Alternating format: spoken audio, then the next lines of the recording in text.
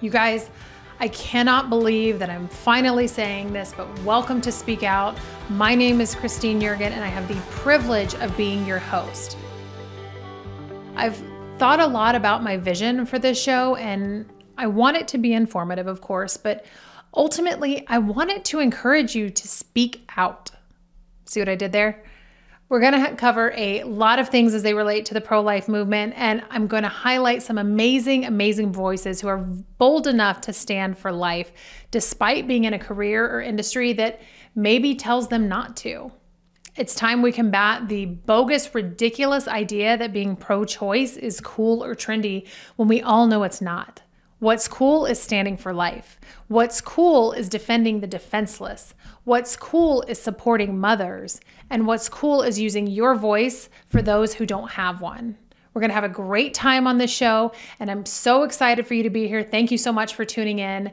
I figured it would be a great time to use this first episode to share my own story because I always get a lot of questions about it on social media. I figured what better place to dive into it than my own show. It is, after all, the main reason I'm so passionate about this issue. So let's start from the beginning. I was raised in a Christian household, and we never went in depth on the abortion issue, but I always knew it was wrong. In fact, I knew if it weren't for my mom rejecting abortion when she was pregnant with me, unplanned, I wouldn't be here. So fast forward a little, I was 20 years old and a student. Remember I said I was raised in a Christian household? Yeah, well, I wasn't exactly walking with Jesus at this point. I was living for myself. I was partying. I was looking for affirmation in all of the wrong places, which ultimately landed me at my local Walgreens. Why Walgreens, you ask? Well, Walgreens has Plan B. Something else I was never really taught about. I knew nothing about Plan B beyond the fact that women sometimes took it when they were trying to prevent a pregnancy.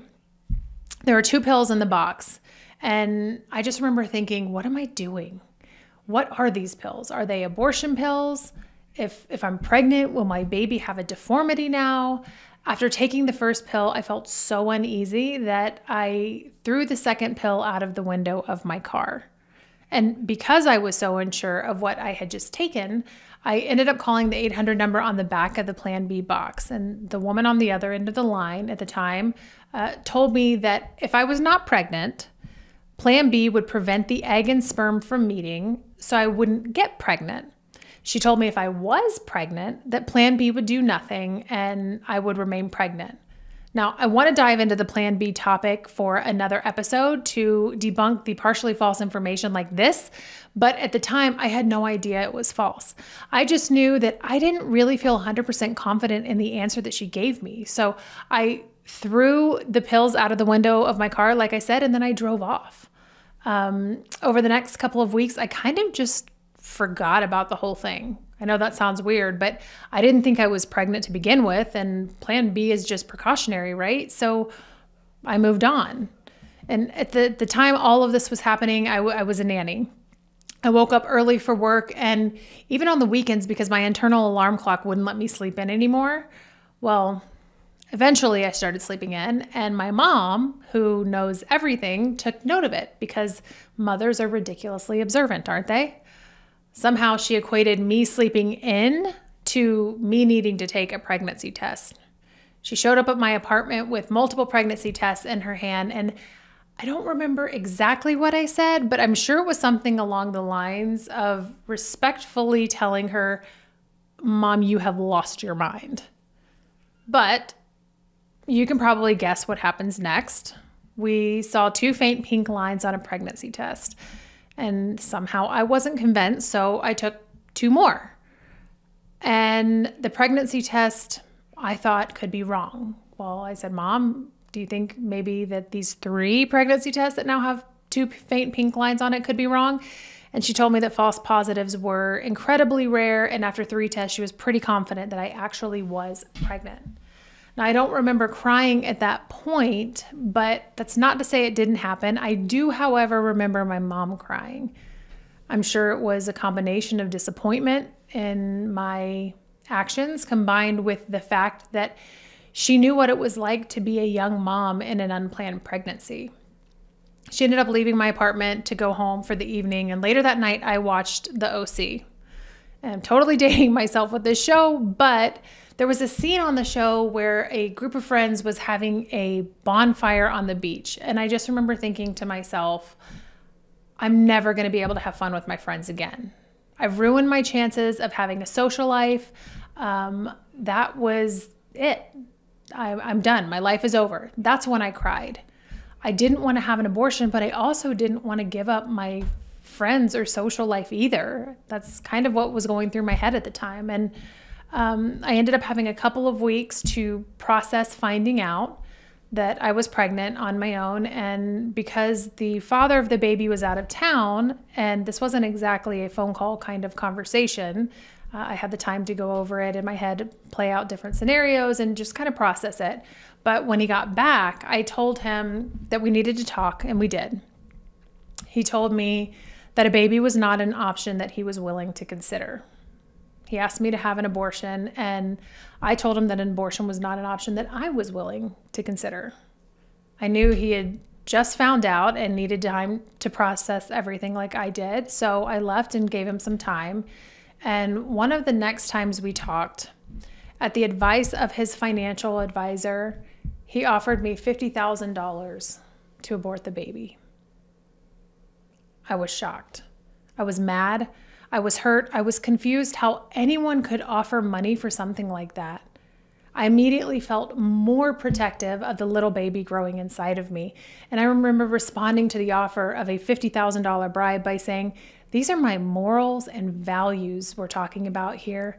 You can take your money and shove it up your ass." We didn't talk for quite some time after that. And I remember being pregnant and scared. I was rubbing my belly at night, crying myself to sleep, saying, "Even if your dad never comes around, I'm gonna love you enough for the both of us."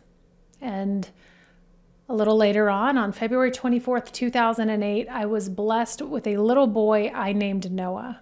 Any amount of fear or uncertainty that I had faded away and was replaced with pure joy and unconditional love. Becoming a mother was the single best thing that has ever happened to me. I was forced to grow up during that time, and I genuinely believe my son saved me. I don't know where I would be or what path I would have gone down had I not continued with my pregnancy. I certainly wasn't on a good path. I don't like to share all of my past without also sharing the present and bringing it back for a full circle moment. I never knew how things would turn out. That was part of the fear that I was experiencing, but my son's father is 100% involved in his life, and we have a fantastic co-parenting relationship. And I truly attribute it all to God, because he can take any situation and turn it for good. So that's a little bit of my story. It was a very emotional time in my life, which led me to where I am today. I care so much about women who are walking in the same shoes that I was in. Experiencing that unplanned pregnancy I was in is why I want to walk alongside other women to be a support and a resource. It's taken me a while to get where I am today and publicly standing for life, because I dragged my feet for years. I'm not sure if you know, but the abortion debate has been dubbed a controversial one. Go figure. I always say fighting for life isn't controversial, but fighting to end the life of sweet, precious babies sure as heck is. I was scared to lose friends, so I stayed silent. It was okay for other people to have opinions, but I didn't want to share my opinion for the sake of keeping the peace. But where's the fun in that? No, but really, it can be intimidating knowing that you're speaking out on things that other people view as controversial. It can be scary knowing that you have friends on the other side of the aisle and they may not accept you for your beliefs. At this point, I'm sure we've all experienced something like that, to be honest. It's my ultimate hope and goal that this show teaches you and encourages you to speak out. Thank you so much for tuning in to my very first episode, listening to my story. I hope I answered some of the questions you guys have sent in. Shoot me a DM, let me know what you think, but only after you give me a 5-star rating wherever it is that you're listening to a podcast, or a thumbs up on YouTube if you're watching there. We will drop episode 2 in a couple of weeks, and I can't wait for you guys to see what's in store. Thanks for tuning in.